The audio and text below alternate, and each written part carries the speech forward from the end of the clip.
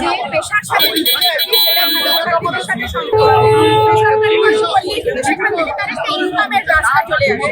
বিভিন্ন রকম দাবি দেওয়া তারা বেসরকারি স্কুলগুলোকে করতে পারে। যে সিলেবাস, সেই সিলেবাস কিন্তু পড়াশোনার পক্ষে অনেকটা মজবুত হয়ে দাঁড়িয়েছে। এরপর যেহেতু আমাদের পেশাভিত্তিক সংগঠন, আমাদের পেশাগত দাবি দেওয়া তো থাকবে। পেশাগত দাবি দেওয়ার মধ্যে যে দেখুন, এখানে আমরা যারা এসেছি তারা কিন্তু শিক্ষক, শিক্ষাকর্মী ছাড়াও আরো অন্যান্য যে পেশায় যুক্ত তারাও কিন্তু আজকে মিলিত হয়েছে। আমরা আজকে একই ছাতার তলায় সবাই আসতে পেরেছি। আমাদের দাবি হচ্ছে যে 25% ডিএ মিটিয়ে দিতে বলেছে, সেটাও কিন্তু সরকার মিটিয়ে দেয়নি।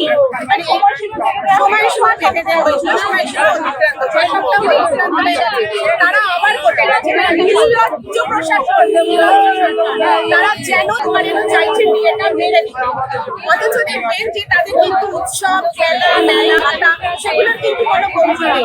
আমরা চাই না ভাটা বন্ধ হোক, কারণ যারা কিছু মানবিক কর্মসূচি জনগণের জন্য কর্মসূচি দিই এবং আমাদের পরের টাকায় তারা নিজেদের পকেট থেকে তাদের বাড়ি বাড়ির পয়সায় তো ভাটাগুলো নেয় না, ভাটাগুলো যিনি পাচ্ছেন তার উপরে টাকা ওখানে শুরু আছে। আমরা চাই না সেই ভাটা বন্ধ হোক, কিন্তু আমাদের দিয়ে অবিলম্বে মিটিয়ে দিতে হবে। এছাড়াও কেন্দ্রীয় সরকারি কর্মচারীদের সাথেও কিন্তু আমাদের যে ডিএর যে বকেয়া সেটাও মিটিয়ে দিতে হবে। এখন যে লোকসভা, বিধানসভা প্রয়োজনীয়তা কি আছে? সব কিছু লড়াই, আন্দোলন, দাবি আদায় করার জন্য আমাদের যেতে হচ্ছে হাইকোর্টে, আমাদের যেতে হচ্ছে সুপ্রিম কোর্টে। কিন্তু এই সরকার, এই প্রশাসন হাইকোর্টকেও মানে সুপ্রিম কোর্ট শুধুমাত্র স্বেচ্ছাচারিতা চালিয়ে যাচ্ছে। একদল যুবক যুগে এই লক্ষ্মীর ভান্ডার দিয়ে বস করেছে। আজকে সিভিক পুলিশ, তারা তো এমনি পুলিশের থেকেও আরেকটা পাড়া। এদেরকে কবজা করে মানুষের উপর দমন, নির্যাতন সৃষ্টি করেছে আমাদের এই সরকার।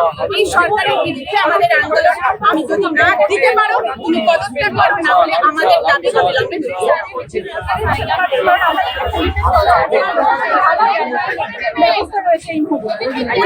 ভুলে গেছে যে বিয়েটা কিন্তু তাদেরও বাকি আছে। এই বিয়ের দাবিতে আন্দোলনটা তো তাদেরও করা দরকার। কিন্তু ওই যে নির্লজ্জ জনচাটা প্রশাসন তাদের অন্য দিক দিয়ে মাননীয় পুষিয়ে দিচ্ছে। কাজেই তারা আমাদের সঙ্গে মিছিলে না হেঁটে তারা চাইছেন যে আমাদের এই আন্দোলনটাকে দমিয়ে দিতে, এই মিছিলটাকে বন্ধ করে দিতে। আমরা আশাবাদী